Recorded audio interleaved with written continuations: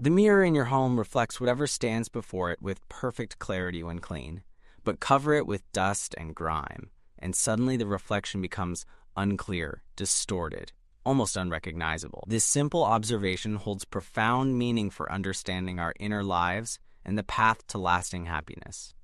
Just as a tarnished mirror needs careful polishing to restore its natural brilliance, our minds require dedicated effort to reveal their inherent wisdom and compassion. When we look at our daily struggles with anger, jealousy, fear, or confusion, we might feel these emotions define who we are.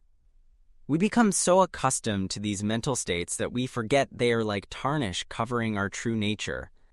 The Lotus Sutra teaches us that every person possesses the Buddha nature, a state of absolute happiness, wisdom, and compassion that cannot be destroyed by any external circumstance.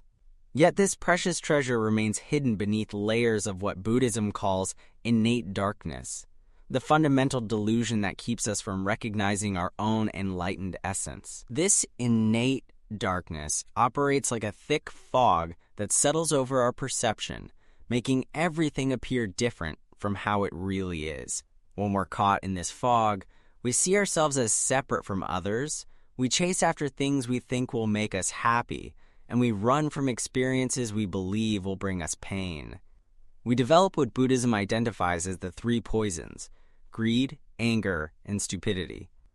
These mental states feed on each other, creating an endless cycle of dissatisfaction and suffering. Greed manifests not just as wanting material things, but as an insatiable hunger for recognition, security, or control. We grasp at relationships, achievements, and possessions, believing they will fill the emptiness we feel inside. Yet no matter how much we accumulate, the hunger remains because we're trying to satisfy a spiritual need with temporary solutions.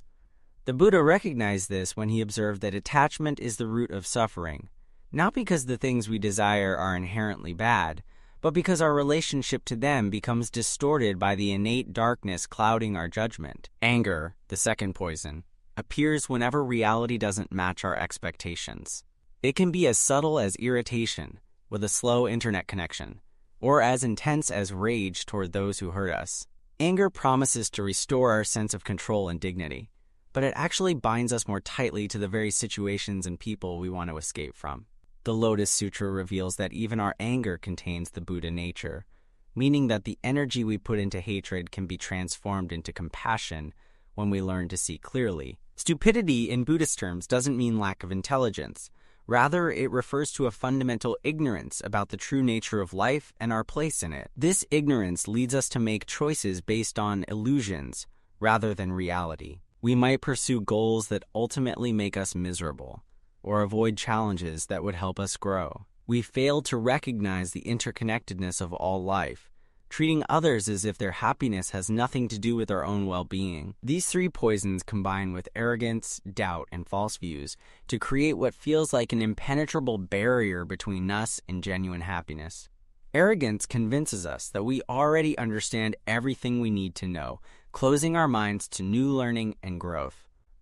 Doubt whispers that positive change is impossible, that we're too flawed or damaged to experience real joy. False views lead us to accept limited ideas about our potential, settling for far less than what's truly possible in our lives. The mirror metaphor becomes especially powerful when we realize that all these mental states are like different types of tarnish that accumulate over time. Just as a mirror doesn't choose to become dirty, we don't consciously decide to develop greed, anger, or confusion. These states arise naturally from the innate darkness that Buddhism sees as part of the human condition. However, just as we can clean a mirror, we can polish away the mental tarnish that obscures our Buddha nature. The practice of chanting Nam-myoho Renge-kyo serves as this polishing process. Unlike other forms of spiritual practice that might require us to suppress or eliminate negative thoughts and emotions, this chanting works by activating the Buddha nature that already exists within our lives. When we chant with sincere faith, we're not trying to become something we're not. We're uncovering what we've always been beneath the layers of delusion and conditioning. The sound of Nam-myoho Renge-kyo itself carries profound meaning. Nam represents devotion or dedication to the mystic law. Myoho means the wonderful law that governs all phenomena in the universe. Reng symbolizes the simultaneity of cause and effect, like the lotus flower that blooms and seeds at the same time. Kyo refers to the teaching or sound that expresses this law. Together, these syllables create a vibration that resonates with the Buddha nature inherent in our lives. When we chant these sacred sounds, something remarkable happens. The innate darkness that seemed so solid and permanent begins to lose its grip on our perception. Like polishing a mirror, the process might be gradual, but each moment of sincere chanting removes another layer of tarnish from our awareness. We start to see ourselves and our circumstances more clearly, recognizing possibilities we never noticed before. This polishing doesn't happen all at once, and it's not always dramatic. Sometimes the changes are so subtle that we only notice them when we look back over months or years of consistent practice. A person who used to explode in anger might find themselves pausing to breathe before reacting. Someone who struggled with chronic anxiety might discover a growing sense of inner stability. These shifts occur not because we've eliminated our human emotions, but because we've strengthened our connection to the Buddha nature that was always present within us. The Lotus Sutra teaches that this Buddha nature is not something we need to earn or deserve. It exists equally in every person, regardless of their past actions or current circumstances. This means that no matter how tarnished the mirror of our life might appear, the capacity for absolute happiness and wisdom remains intact underneath. The practice of chanting simply helps us remember and access what was always ours. As we continue polishing the mirror of our lives through regular chanting, we begin to reflect the world around us with greater clarity and compassion. Just as a clean mirror shows objects exactly as they are, without adding or subtracting anything, our polished lives can respond to situations with wisdom rather than reactivity. We start to see the Buddha nature in others as well as ourselves, leading to more harmonious relationships and a deeper sense of connection to all life. The process requires faith, but not blind belief. Buddhist faith is more like confidence based on experience. As we continue chanting and notice positive changes in our lives, our faith deepens naturally. We begin to trust the process even when we can't see immediate results, knowing that the polishing is always working at levels deeper than our conscious awareness. Night and day polishing means making this practice a consistent part of our lives, rather than something we only turn to during crises. Just as a mirror needs regular cleaning to stay clear, our Buddha nature needs regular activation through chanting to remain our dominant life condition. This doesn't mean we have to chant every moment, but rather that we approach our practice with the same consistency we'd bring to taking care of our physical health. The beautiful truth about this polishing process is that it transforms not only our inner experience, but also our external circumstances.